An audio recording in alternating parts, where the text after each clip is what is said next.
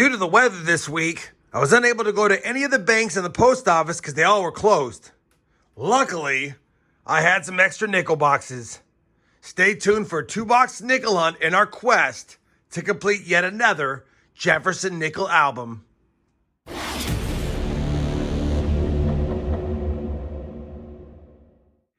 Hey everyone, it's RobFindsTreasure and welcome back to the channel. I know I've been doing a lot of nickel hunts lately. One, because I want to complete this Jefferson nickel album, but two, like I said in the intro, the banks were closed this week. I had slotted a quarter hunt and fill, or at least a quarter hunt today for the video, but we didn't get any quarter boxes and I only have 2 on my floor, so that's not enough for a video. That being said, as you know, in the last episode, we started a new Buffalo book. We didn't find any Buffalo nickels, but we have 3 slotted in this album. We're only missing the 50D in this one, and we're only missing 3 nickels in the Series 4, the 39S, the 42S, and the 50D. So hopefully we can find some goodies for the albums today. Hopefully we have good boxes. We're not going to bore you guys with a super long intro. You know what we want: silver nickels, Buffalo nickels, Nic-A-Date nickels, proof nickels, variety nickels, V nickels, just some fun nickels. Both boxes are circulated. I can tell from the holes in the bottom. So we'll crack open this one on the left first. This one did not look that well. Both of them didn't look as good as the ones last week from the bottom, but you never know until you crack into them what you got. All right, yeah, see how there's a whole bunch of newer design Jefferson nickels, not looking as promising on the top side. But again, and I've said it a million times, just because the outsides don't look good doesn't mean the insides won't. Let's get to hunting. I'll bring you back on my first find in the first box of this hunt. Roll 1, box 1. First find was a 55 Denver, not the D over S. Right behind it is a 1940 Philadelphia. Roll number 12. Another Jefferson nickel from 1940. Also from Philadelphia.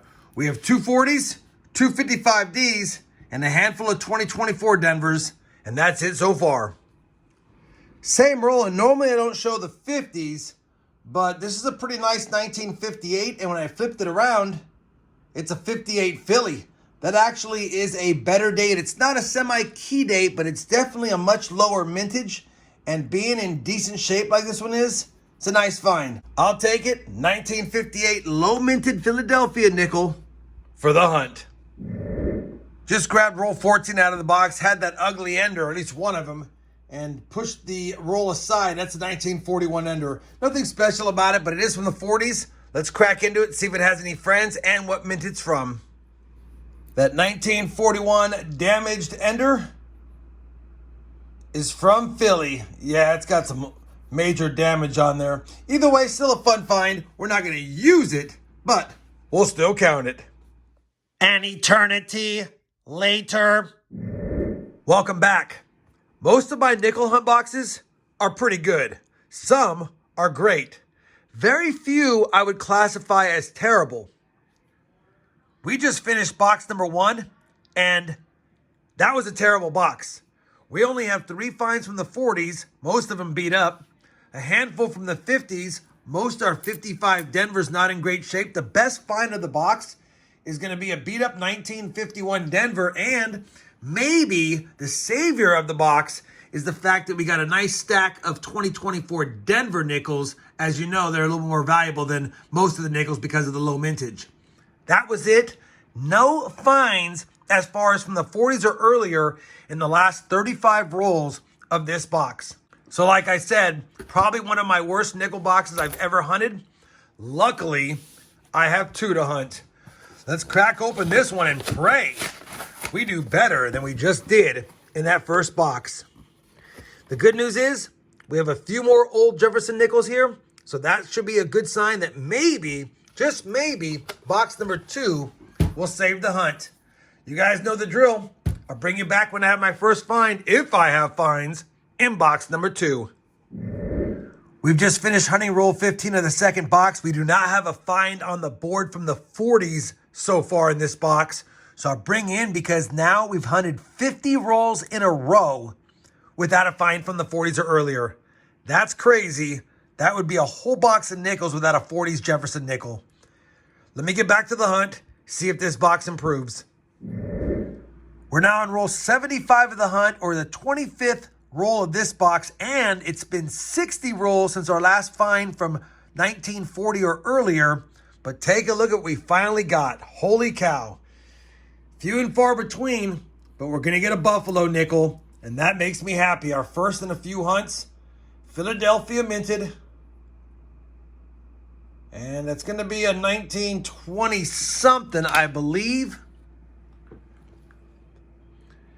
It's a Nic-A-Dated 1924. I'll take it, even though it's Nic-A-Dated. Didn't realize it was Nic-A-Dated at first, but I think it is Nic-A-Dated now that I look at it.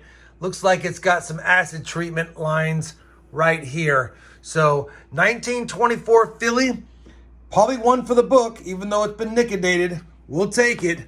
Finally, an early find. Only 25 rolls left. Roll number 93 of the hunt, and we're starting to get some finds on the board, albeit still none from the 40s besides the buffalo lately. Until now, had a green edge, took a quick peek. We have a silver. So somehow this pretty tough two-box hunt is going to give us a buffalo nickel and now a silver nickel. And that's going to be a 1943 piece. So now the hunt's been kind of saved with a few good finds lately. Not the 3/2, not the double die, but silver and a buffalo. And we got some early 50s. 7 rolls plus this to go. Hopefully we get a few more finds. Roll number 99 of the hunt, and we finally have our first Jefferson nickel from the 40s. That's common. Holy cow. Well, I think it's common. It's going to be a 1948. And it is common. 1948 Philadelphia. Our first legitimate 40s Jefferson nickel other than the silver since roll 15 of box number 1. 1 roll plus this to go. Roll number 100, and holy cow, back-to-back rolls with a 40s find. Could be too little too late, but we'll take it. 1948. Just another 1948 Philly. Well, that's going to do it for this 2-box nickel hunt. And as I said a few clips ago, we were saved by the end, getting a couple of decent finds. But overall, only 24 finds on the board in 100 rolls. Pretty tough hunt, but we'll take it. As a side note, for 2025, I am 1 2024 Denver nickel short of finding 1 roll in circulation. There's 39 in there. We added a total of 17 today in the 2-box hunt.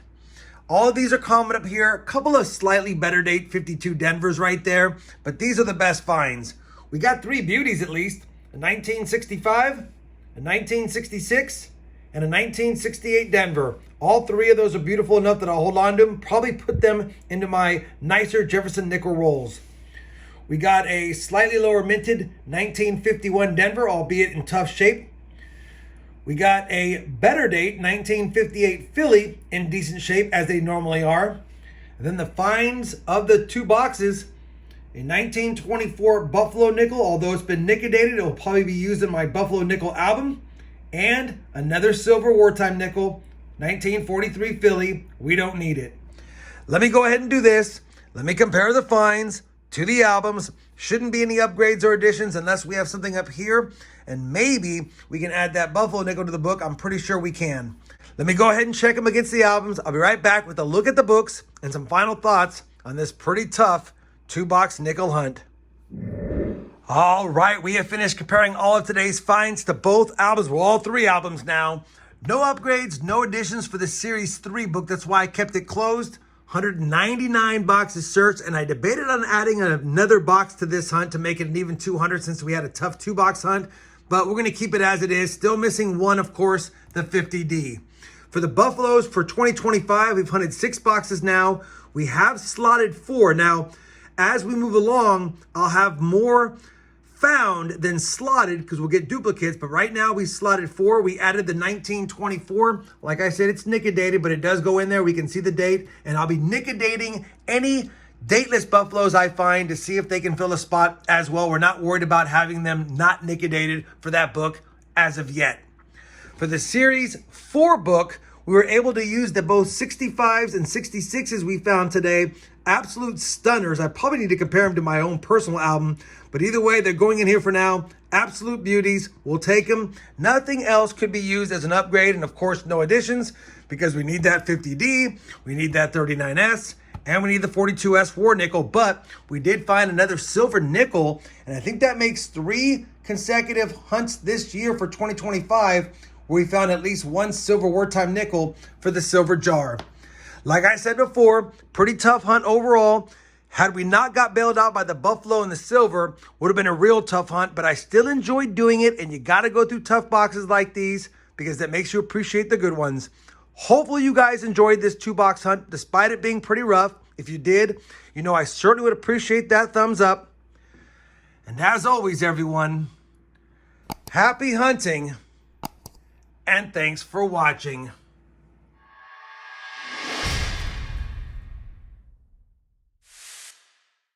It might have been a tough nickel hunt, but it still gave us silver at face value for the 2025 silver jar.